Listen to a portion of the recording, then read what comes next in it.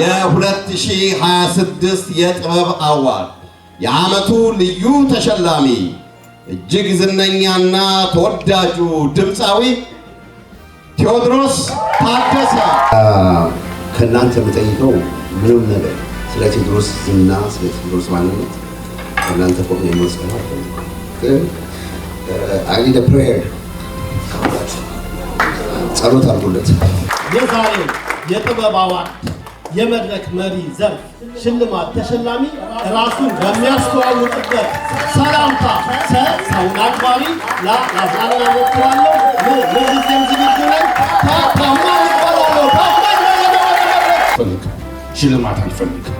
ሽልማት ይቻላል። ይሄ የደከማችሁበት የሰራችሁት ነገር ከቅን ልቦና ብዙ መከራ ተዘጋጁ። የዛሬው የ2026 የድምፅ ዘርፍ ተሸላሚው በዛው ቃፎ እንባዬ ቀድሞ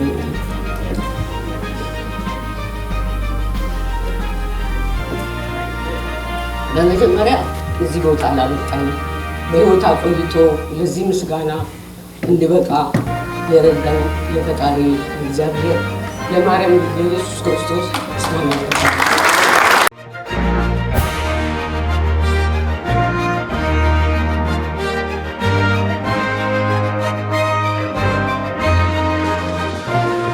የዛሬዋ የድምፅ ዘርፍ ተሸላሚያችን በ1956 ዓመተ ምህረት ጥቅምት 5 አዲስ አበባ 5 ኪሎ ቅድስተ ማርያም አካባቢ ልዩ ስሙ መናገሻ ፍርድ ቤት አካባቢ ነው። የመጀመሪያ ደረጃ ትምህርቷን በዳግማዊ ምኒልክ ከ1 እስከ 9ኛ ክፍል ስትማር ቀሪውን ከ10 እስከ 12 በጥቁር አንበሳ ትምህርቷን ተከታትላለች። ይህቺ ድምፃዊ ታዲያ ከልጅነቷ ጀምሮ በቤተ ክርስቲያን ሰንበት ትምህርት ቤት ከዕድሜ ኩዮቿ ጋር ስትዘምር ቤተክርስቲያንን ስታገለግል ነው ያደገችው። የጥበብ መጀመሪያዋ በወቅቱ በያሬድ ሙዚቃ ትምህርት ቤት በሚዘጋጀው ዝግጅት ላይ በአጃቢነት ለመሳተፍ ታቀናለች።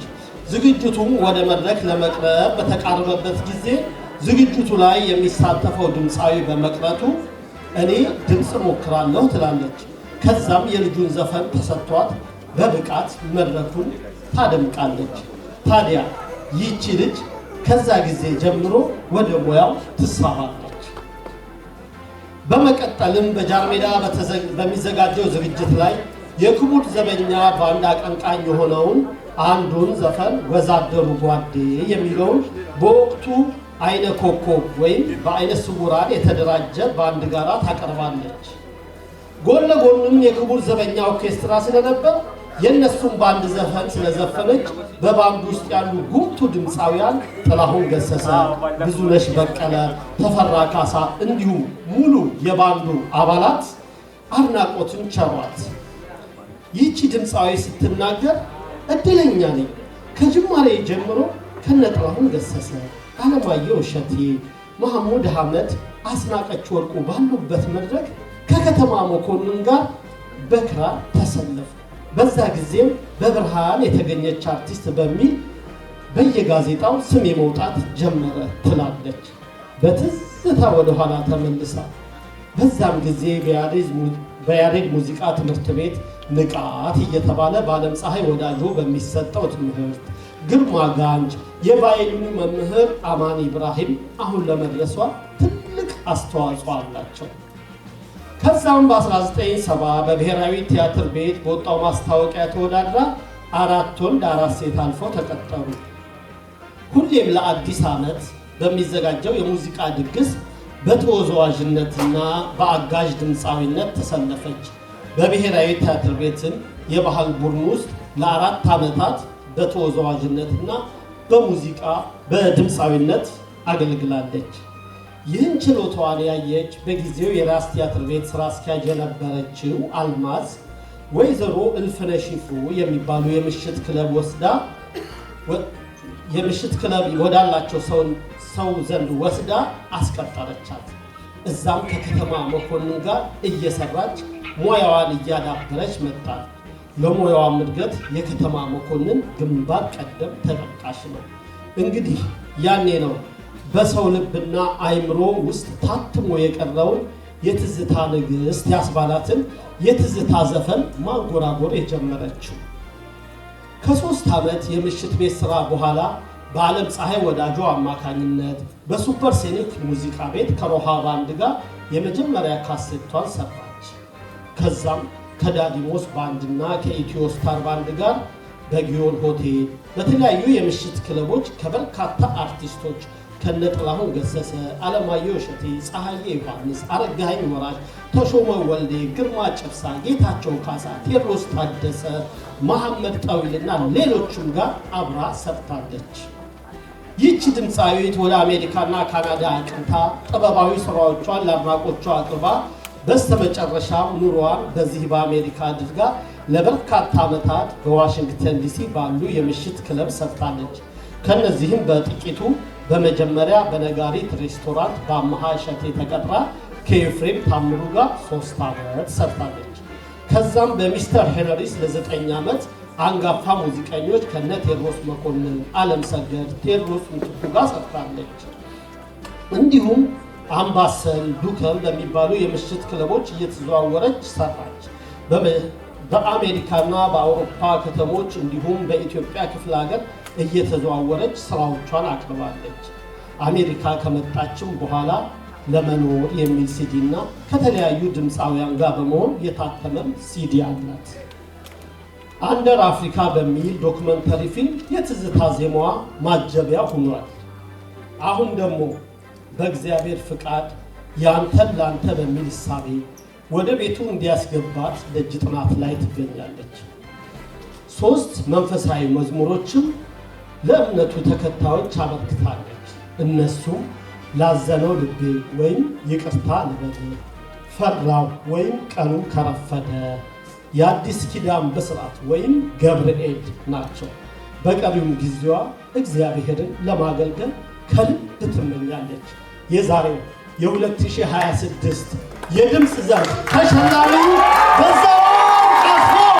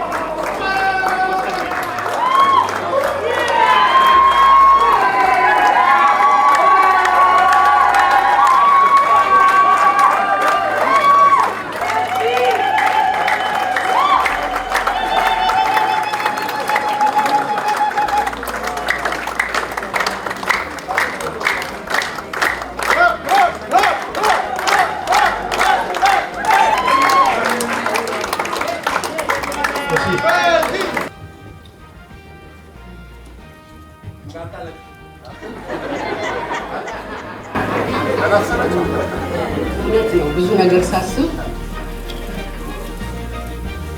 እንባዬ ይቀድመኛል።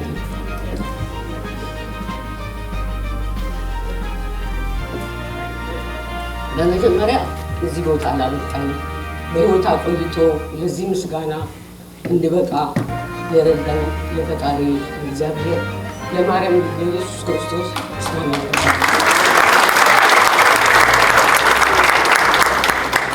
አሁን ከዛ ስለሆነ ምናልባት ያ ነገር ሆድ ያስብሰኛል። ብዙ ጊዜ ደስታ ነው፣ የደስታ ነባስ ነው። ሲቀጥል ደግሞ በዚህ ፕሮግራም አዘጋጅተው በዚህ መታወስ ደረጃ ላደረሱ ጓደኞቻችን በጣም የከበረ ምስጋና አለ። አመሰግናለሁ። እዚህ ሀገር በኖርንበት ጊዜ እንዲህ አይነት መታወስ በብዛት የለም። ቢኖርም የተወሰኑ ነገሮች ናቸው እኛ እንሳተፍበትም። ግን እነዚህ ወጣቶች ብዙውን ጊዜ አብረን ያደግን፣ አብረን የተቀጠርን፣ አብረን የኖርን ስለሆነ ሁኔታዎችን አስተካክለው እኔ ለዚህ የሚያበቃ ምንም ስራ ነው። ግን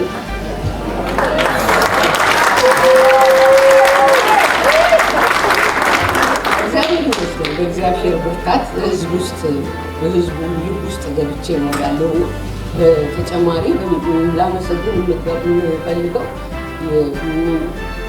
ያደነቁኝ አድናቂዎችን ወይም ተከታዮችን ወይም የሚወዱኝ ሁሉ አመሰግናለሁ። በተረፈ ከዚህ በኋላ እንዳለው በቀሪው ዕድሜ የመጣሁበትን መንገድ ስለሆነ በቀሪው ዕድሜ አምላኬን ለማገልገል ተዘጋጅቻለሁ። እሱ እግዚአብሔር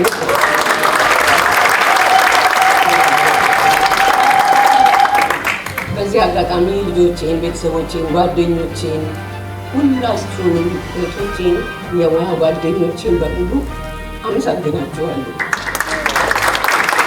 እዚህ ቦታ ስላበቃኝ ለአምላኬ ምስጋና አቀርባለሁ። ብዙ ነገሮች ቢኖሩ ግን ደግሞ አይታለፋል። በዚህ አጋጣሚ የተቀጠርኩበትን ብሔራዊ ቲያትርን ላመሰግን እወዳለሁ። በአያሉ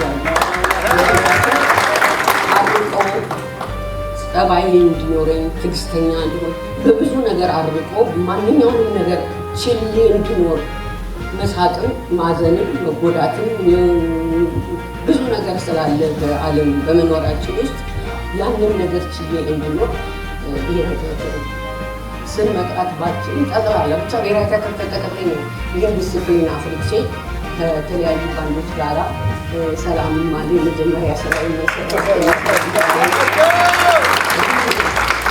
ከዛም በዳዲሞስ ከዛም እንደዚሁ በባንዶች ጋራ እንደተነገረው ነው እና ሁሉ ነገር ይህን ሁሉ ለዚህ ሁሉ እንድበቃ ለረዳኝ አምላክ አመሰግናለሁ።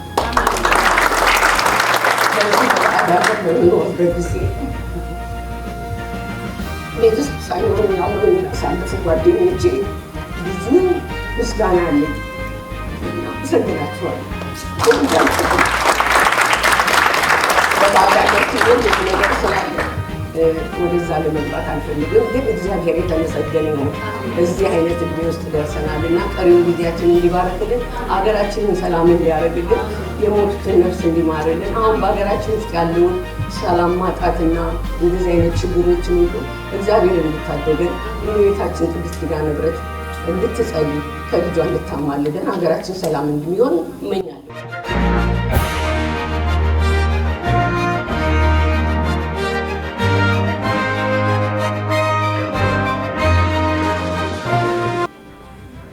ሕይወቱ በኪነ ጥበብ ፍቅር ከተጠመደችበት የልጅነት ጊዜ ጀምሮ በየደረጃው በእያንዳንዱ ሕይወቱ ምዕራፍ የሚገጥመውን ፈተና አልፎ ሰዎችን በኪነ ጥበብ ናፍቆት የሚያረካ የተፈጥሮአዊ ተሰጥኦ ከአቧራማዎቹ የአዲስ ዘመን ከተማ መንገዶች እስከ ዋሽንግተን ዲሲ 18ኛው ጎዳና፣ ከነፋስ መውጫ ኪነት እስከ አዲስ አበባ ስቴዲዮም፣ ከቤተ መንግስት እስከ እስር ቤት፣ ከለንደን እስከ ዋይት ሃውስ አደባባይ ድረስ ኪነ ጥበባዊና የመብት ተጋድሎ አድርጓል። ይህ ሙያተኛ የጥበብ መጀመሪያው በአዲስ ዘመን ነው። አዲስ ዘመን ትንሽዬ ከተማ ነች። መብራት እንደ ልብ አይደለም። ለጥበብ የተጠራው አይኑን ገለጠባት። ታዲያ የመጀመሪያው የመድረክ ስራው እዛው አዲስ ዘመን የወላጆቹ መኖሪያ ቤት ደጃፍ ነበር። በዛ ዘመን ቤታቸው ቀርቶ በመላው ጋይንትም ቴሌቪዥን አልገባም። እሱ ግን የምሽቱን ጠብቆ የራሱን ትዕይንት በማቅረብ ለመንደሩ ልጆች ራሱን ቴሌቪዥን አድርጎ ሲያዝናናቸው ያመሽ ነበር። በሳምንት አንድ ቀን ከኢትዮጵያ ሬዲዮን የሰማቸውን ዘፈኖች ለዕድሜ እኩዮቹ ለመንደሩ ወጣቶች በፈጠረው የራሱ መድረክ ላይ ሲያቀርብ ቦታው ልዩ መዝናኛ መድረክ ይሆናል። ጨለምለም ሲል ደግሞ ሲኒማ ይከፍታል። ሐሳቡን በዛ ጊዜ እንዴት እንዳመጣው ባይታወቅም የመንደሩ ልጆች ግን አንድም ሳይቀሩ የሚመለከቱት ትዕይንት ነበር። ምሽቱን የሰፈር ልጆች ተኮልኩለው እንዲቀመጡ ያደርጋል። ከዛም ትልቅ ተለቅ ያለ አንሶላ ወጥሮ ይጋርድና ከጀርባው አንሶላው ላይ የእጅ ባትሪ እንዲበራ ያደርጋል። የባትሪው ብርሃን ከጀርባው አድርጎ ትርኢቱን ሲያቀርብ እንደ ፕሮጀክተር ሆኖ ዘፈኑን፣ ዳንሱን በጥላ ምስል ከነንቅስቃሴ ያሳያል። ከዛ በኋላ በመላው ኢትዮጵያ ታዋቂ የመድረክ መሪ የመሆን ጉዞውን አንድ ብሎ ጀመረ። በ1975 ዓ.ም ያኔ የጎንደር ኪነት በብሔራዊ ቲያትር ስር ስለነበር እነጋሽ ይርጋ ዱባለ ያሉበት የጎንደር የባህል ቡድን በመላው ክፍለ ሀገር እየተዘዋወሩ የሙዚቃ ዝግጅት ሲያቀርቡ ቆይተው የመዝጊያ ዝግጅታቸውን አዲስ አበባ ብሔራዊ ቲያትር ነበር። ትርኢት አሳይተው ሊሄዱ ሲሉ ነፍሳቸውን ይማረውና ታደሰ ወርቁና መራዊ ስጦት መድረክ ሲመራ ተመልክተውት ይህንን ልጅ እዚህ ብናስቀረው ጥሩ ነው ብለው አስቀሩት። የኢትዮጵያ ብሔራዊ ቲያትር መድረክ ላይ ለመጀመሪያ ጊዜ ዝግጅቱን ያቀረበው በ1975 ዓ.ም ለፋሲካ በዓል ዋዜማ ነበር። በዚያ መድረክ ከሰውነት አቋሙና ቁመቱ ጋር የማሄድ ትልቅ ቬልቬት የሚባል ቶክሲዶ ተሰጠው። ቀደም ሲል እነ ጌጡ አየለ ለብሰውት የሚሰሩበት ልብስ ነበር። ያንን ልብስ በተርፍ ላይ ከረባት አድርጎበት ገና በ17 ዓመቱ መድረክ ላይ ብቅ ሲል አዳራሹ በሆታ ተሞላ። በዚህም ትልቅ መድረክ ላይ ራሱን ከህዝብ ጋር አስተዋወቀ። በመቀጠልም ትርኢቱን የተመለከቱ ሁሉ አደነቁት። ዝግጅቱን በኢትዮጵያ ቴሌቪዥን በቀጥታ ታየ። ከዚያ መድረክ ዝግጅት በኋላ በየሄደበት ቦታ አድናቆት በአድናቆት ሆነ። እንደ ድል ሆኖ በአንድ መድረክ ህዝብ ውስጥ ገባ። ያገኘውንም እድል በአግባቡ ተጠቀመበት። በቃ አዲስ አበባን ተቆጣጠረው ለማለት ይቻላል። በፋሲካ በዓል የተጀመረው ዝግጅት በዛው ዓመት ለዘመን መለወጫ በድጋሚ ሲያቀርብ እያሻሻለና እየጨመረበት ሲያቀርበው ልዩ ትኩረትን ማግኘት ጀመረ። በዚህም ሳቢያ የብሔራዊ ቲያትር ዝግጅት በተመልካች ተጨናንቆ ወንበሮች ማግኘት አስቸጋሪ ሆነው ነበር። በብሔራዊ ቲያትር መድረክ ላይ ስምና ዝናውን እየናኘ ሲመጣ የኢትዮጵያ ቴሌቪዥን መዝናኛ ክፍል ባልደረቦች ለምን እኛ ጋር አትሰራም የሚል ጥያቄ ይዘው መጡ። ከዛም ሳይቆይ ህብረት ትርኢት የተባለውን ፕሮግራም ላይ እያስተዋወቀ የራሱን አንዳንድ ፕሮግራሞችን ማቅረብ ጀመረ። በመቀጠልም የዝነኛው ማስታወቂያ ባለሙያ የሆኑትን ውብሸት ወርቅ አለማሁን ቀልብ ስቦ የመጀመሪያ ማስታወቂያ ስራውን ፋቅ ፋቅ ፋቅ ፋቅ የሚል የፈጣን ሎተሪ ማስታወቂያ ሰራ። ይህ ሙያተኛ በማንኛቸውም ጥበባዊ እንቅስቃሴዎች ውስጥ ራሱን እንደ አንድ ግዳጅ ላይ እንዳለ ወታደር አድርጎ ነበር የሚቆጥረው። በመሆኑ ጉድለት ባለበት ቦታ ሁሉ ተክቶ ለመስራት ዝግጁ ነበር። ለዚህም ነው ብዙ ጊዜ የራሱን ዝግጅት ልምምድ አድርጎ ከጨረሰ በኋላ ጨርሻለሁ ብሎ ቲያትር ቤቱን ጥሎ የማይወጣው። ይልቁንም ሌሎች ተወዛዋዦችና የሙዚቃ መሳሪያ ተጫዋቾች የሚያደርጉትን ልምምድ ስራዬ ብሎ በመመልከት እንቅስቃሴያቸውን ያጠናል።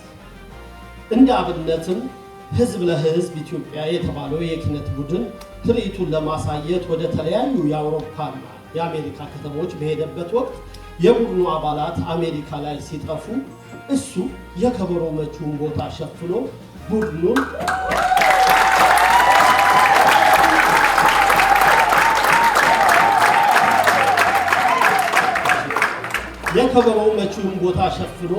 ቡድኑን ከውድቀት መታደጉ በታሪክ ተጠቃሽ ነው።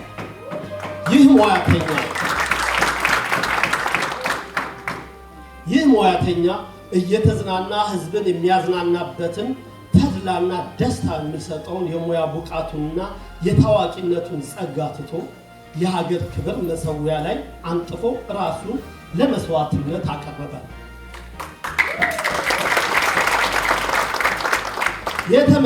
የተበደለና መበደሉን እንኳን በማያውቅ ትውልድ ውስጥ ለሁሉምና የሁሉም ሆኖ ድምፁን ከፍ አድርጎ መጮህ ጀመረ። ወደ ትግል ህይወቱ ሲገባ በዘፈቀደ አልነበረም። ሰላማዊ ትግል ሲያደርግ ስትራቴጂው በመላው ዓለም የተሰደደውን የሀገሩን ጉዳይ ላይ ሁሌም የሚንገበገበውን ኢትዮጵያዊ ዲያስፖራ ይዞ ህዝቡን ማነቃቃት ያዘ። የዚች ታሪካዊ ሀገር ህዝቦች በጎሳ ፖለቲካ የተቦካ ህብስት እንደማይመጥናቸው ማሳወቅ መታገልን ያዘ። ከዚህም አልፎ በተለያዩ ጊዜያቶች በሰው ሰራሽ እና በተፈጥሮ አደጋ በችግር ላይ የሚወድቁትን ወገኖች መታደግንና ህይወታቸውን ማስተካከል የሱ የህይወት ጥሪ አድርጎ በግሎባል አሊያንስ አማካኝነት ወገኖችን አስተባብሮ ዘር፣ ሃይማኖት፣ ብሔርና የትውልድ ስፍራ ሳይጠይቅ ለመላው ኢትዮጵያውያን የሰብአዊ ድጋፍ አድርጓል። የዛሬው የጥበብ አዋርድ የመድረክ መሪ ዘርፍ ሽልማት ተሸላሚ ራሱን በሚያስተዋውቅበት ሰላምታ ሰውን አክባሪ ላዝናና ሞክራለሁ። ለጊዜም ዝግጁ ነኝ። ታማኝ ይባላለሁ።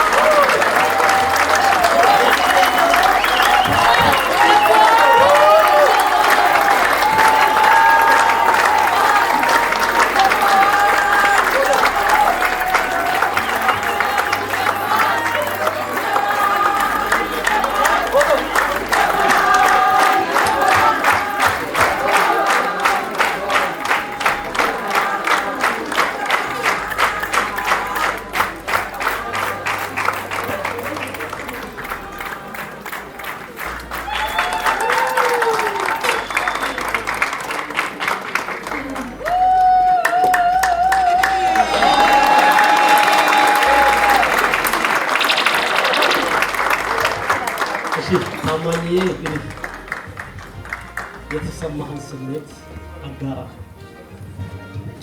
በዘመን በጊዜ በሁኔታ የማይቀየር ሁሉም ቢከዳ የማይከዳው እግዚአብሔር የተመሰገነ እግዚአብሔር የተመሰገነ።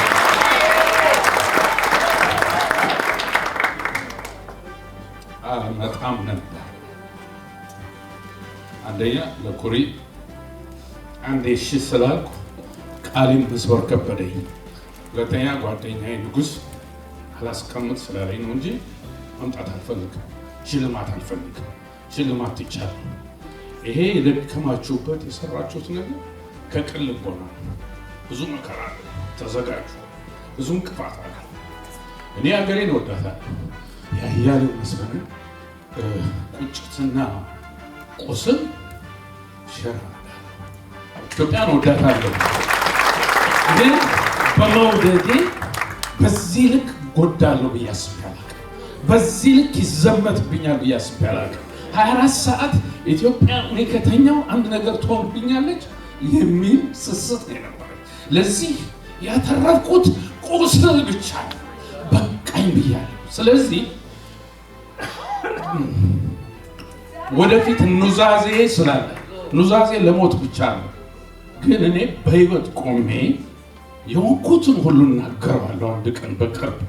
እስከዚያ ግን ፕራዮሪቲዎቼ ልጆቼ፣ ያስቀየምኳቸው ጥያቸው የሄድ የሚፈልጉትን ሳልሰጥ የቀጣኋቸው ልጆችን መውደድ ብቻ ነው። ከዛ ውጭ ግን በህዝባዊ ስብሰባ በህዝባዊ በዓል መገኘት ያመኛል። ቁስሌን ወቁት። ውፍረት ሳይሆን ሸክም ነው እዚህ ውስጥ ያለ። ኢትዮጵያን 24 ሰዓት ፍቅሬን ልሰጣት፣ ገንዘቤን ልሰጣት፣ አቅሜን ልሰጣት ሞክሬ ቁስል ነው ያተረፍኩት። ሽልማት የክብር ዶክትሬት ተሰጥቶኛል። የዛሬ 5 ዓመት ወሩሬው ነው የመጣሁት። አልተቀበልኩም። ክላሽንኮቭ ተሰጥቻለሁ። አፋር ሄጄ እዛው ጥየው ነው የመጣሁት። ጦና ተብያለሁ። ጋሞ ጎፋ ሄጄ። ይሄ ሁሉ ለእኔ ምንም አይደለም። በቅንነት የሰራሁት ሁሉ መርዝ ሆኖ አመመኝ። እግዚአብሔር ይክበር ይመስገን። ስለደከማችሁ በርቱ፣ ግን ፈተና ይጠብቃችኋል።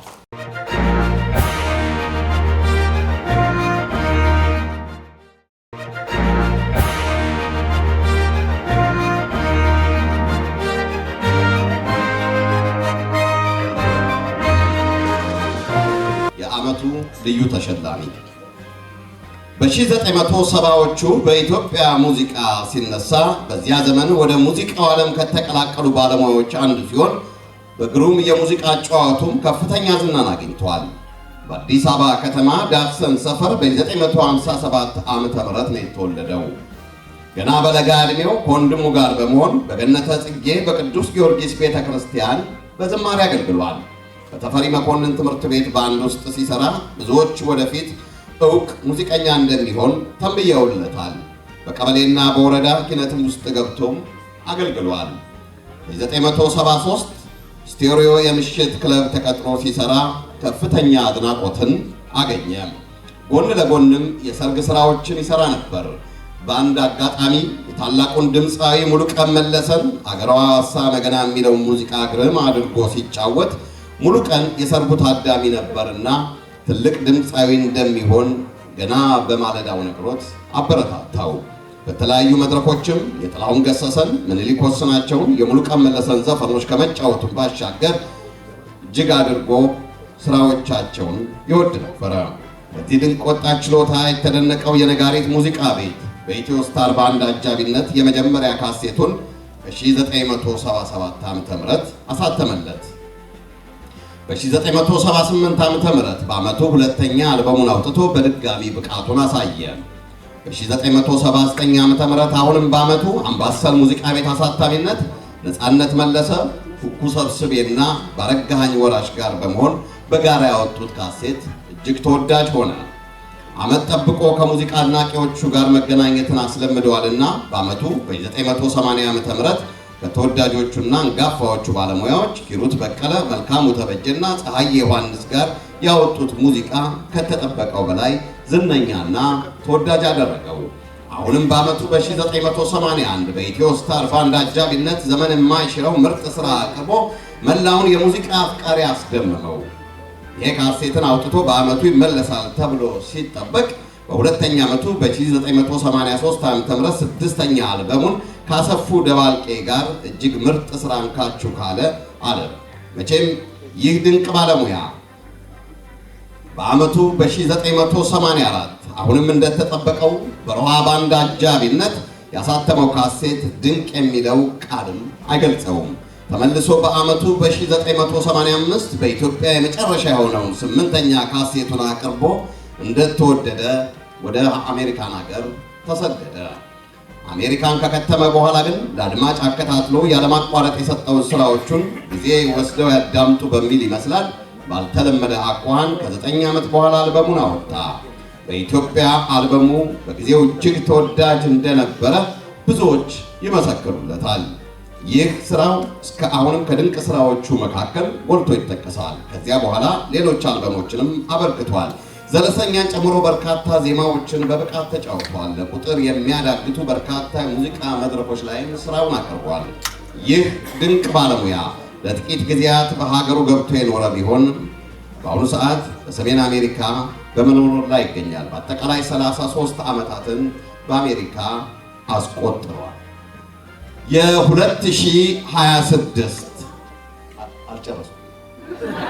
የ2026 የጥበብ አዋርድ የዓመቱ ልዩ ተሸላሚ እጅግ ዝነኛና ተወዳጁ ድምፃዊ ቴዎድሮስ ታደሰ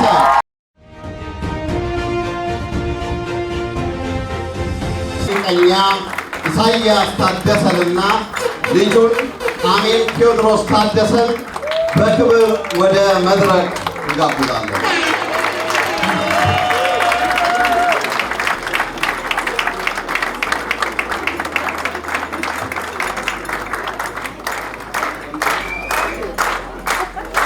እንኳን ደስ ያላችሁ። ወደ መድረክ ትመጣላችሁ።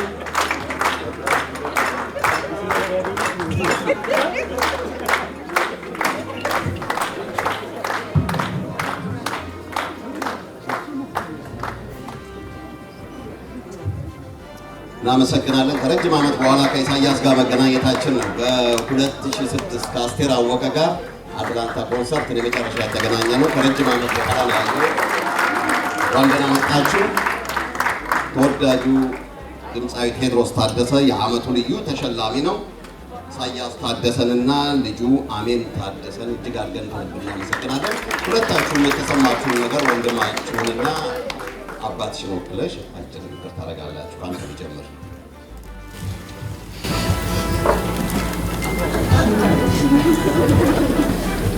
በመጀመሪያ ይህን ዝግጅት ስላዘጋጁት ኮሚቴው ከዱባይ እጅግ በጣም አመሰግናለሁ። ወንድሜን እንደወክል እዚህ የሰራችሁ አይ ዊሽ እዚህ ቢሆን ደስ ይለኝ ነበረ።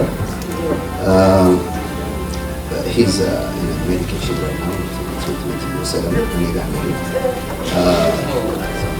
ሌላ ከእናንተ የምጠይቀው ምንም ነገር ስለ ቴዎድሮስ ዝና፣ ስለ ቴዎድሮስ ማንነት ከእናንተ ቆሜ መስቀል አልፈልግም። ግን I need a prayer ጸሎት አድርጉለት። እንዲህ ምንም አያስፈልገው። እኔ በቃለሁ። ሁላችሁም ጸሎት የምታደርጉለት ተቀበሉናል።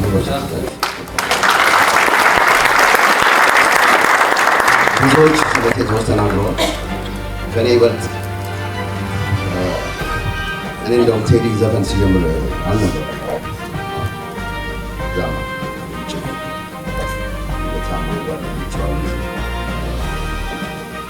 ፀሐይ ዮሐንስ እነሱ መስከች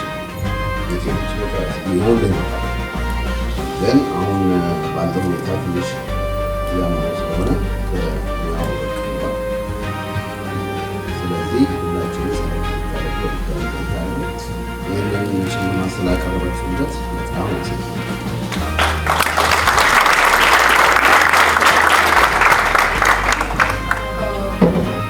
Hi guys.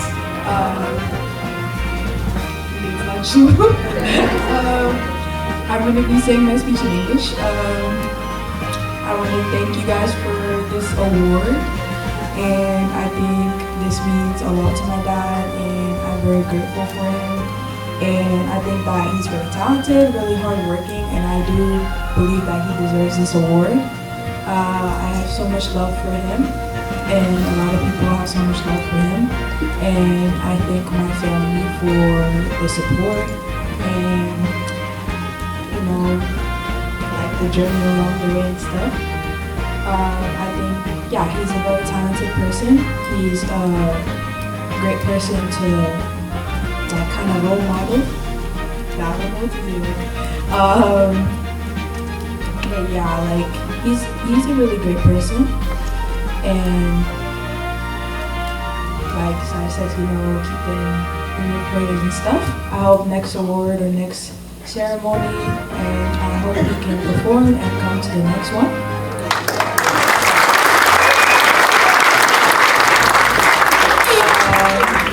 Thank you guys so much, and I thank God as well.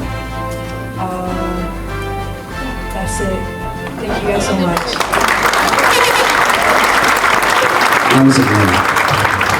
እናመሰግናለን። ኩሪባቸው ወልደ ማርያም ያባስቷል